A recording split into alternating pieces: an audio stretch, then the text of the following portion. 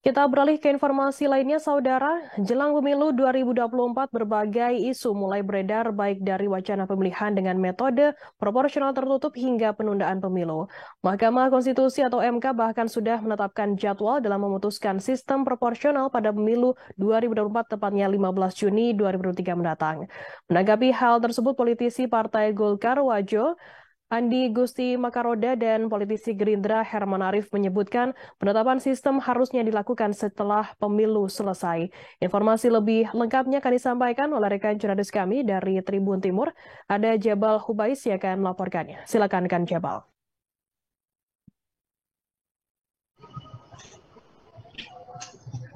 Baik Firda dan Tribunars dimanapun Anda berada, benar saja bahwasanya di jelang pemilu 2024, berbagai isu mulai mencuat di kalangan masyarakat, khususnya untuk partai politik dan juga para calon legislatif.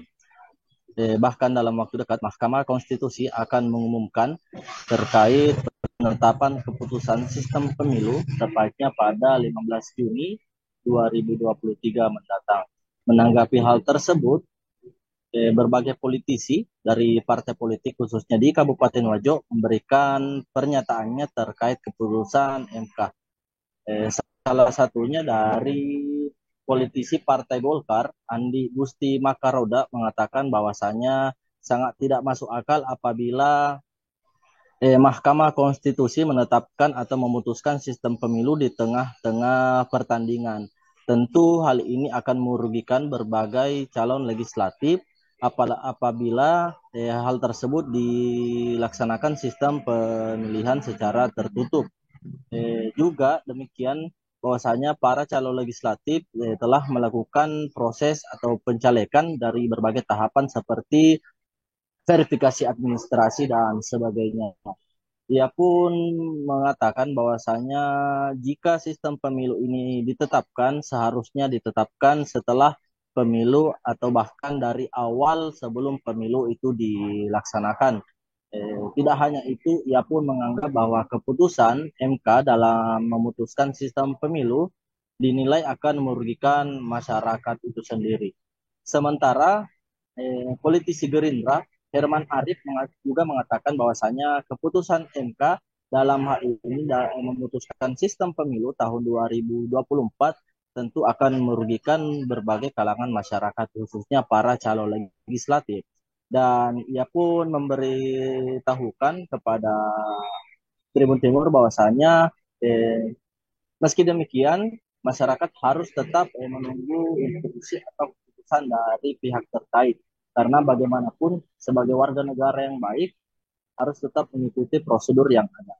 Namun demikian, pihaknya sangat berharap apabila sistem pemilu 2024 digelar dengan sistem proporsional terbuka, karena akan memberikan ruang bagi seluruh masyarakat untuk memberikan haknya dalam memilih pemimpin atau calon legislatif untuk ke depannya. Mungkin sekian. Kembali. Ya, baik, terima kasih rekan Jabal Hubais dari Tribun Timur atas laporan Anda. Selamat bertugas kembali.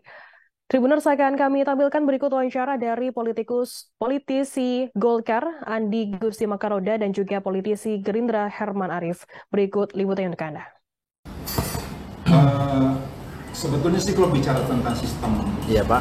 pemilu, Ya.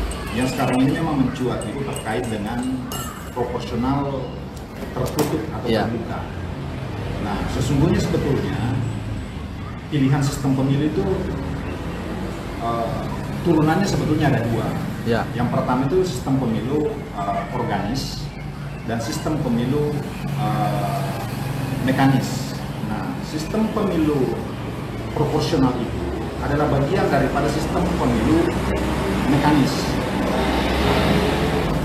Tetapi kan sekarang ini orang larut pada pembicaraan apakah kita sistemnya tertutup dengan menggunakan sistem proporsional atau terbuka. Nah, perbedaan antara kedua ini kalau ditertutup otomatis maka daftar caleg itu kemudian tidak dimunculkan di surat suara. Pemilih hanya memilih partai. Nah, memang ruhnya dari sistem proporsional tertutup itu adalah sistem mekanis. Artinya mekanisme untuk memilih sistem perwakilan itu dilakukan dengan mengkonversi suara dengan model tertutup. Menjadi guyonan kita hari ini sebenarnya antara tertutup atau terbuka. Soalnya saya punya pilihan lain sebenarnya. Lebih baik tertunda. Kenapa? Karena itu akan menentukan incumbent dan penguasa sebenarnya. Tetapi kan itu tidak mungkin lah. Sebagai warga negara yang baik, kita harus mentaati aturan yang ada. Apapun putusan MK kedepannya itu sudah bersifat penal. Kecuali kalau misalnya putusan MK nanti ada, kemudian teman-teman yang tidak setuju mungkin akan menggugat di Mahkamah Agung atau di PT UN yang nantinya. Saya kira seperti itu. Kenapa? Karena putusan MK itu kan bersifat penal. Tetapi kan saya kira harus ada usaha lain, upaya lain, bagaimana menumbuhkan demokrasi yang lebih baik lagi. Jangan karena misalnya ada masalah dengan demokrasi kita, kemudian berubah lagi jadi tertutup.